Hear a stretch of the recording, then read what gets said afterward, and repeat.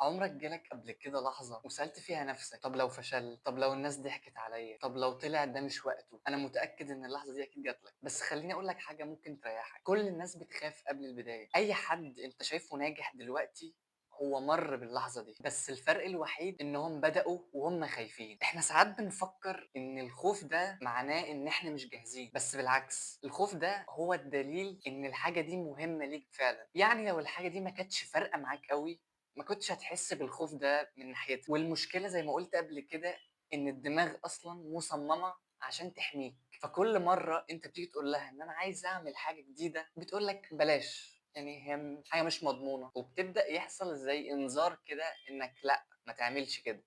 فبتبدأ ساعتها تحس بالخوف ده، ولكن ده طبيعي. اي شيء انت هتجرب ان انت تعمله جديد هتحس نفس الاحساس ده. بس هقول لك على حاجة بسيطة، وهو انك لو استنيت ان الخوف ده ينتهي او يقف صدقني عمرك ما هتبدأ. فانت محتاج ان انت تبدأ وانت خايف وانت مش جاهز، حتى لو هتبدأ غلط بس انت لازم تبدأ. وصدقني مع الوقت هتكتشف ان كل اللي انت كنت خايف منه ده كان جوه دماغك بس. فانت كل ما بتمشي خطوه بخطوه الطريق اللي قدامك بيبان، والخوف اللي كان عندك ده بيهدى شويه. فلو انت في حاجه مأجلها بسبب الخوف ده وحاسس ان انت خايف ان انت تبدأها صدقني الخوف ده في دماغك بس، فانت محتاج تبدأ. وخدها كده كأنها إشارة من ربنا، يمكن دي لحظة إدراك. وإيه بس.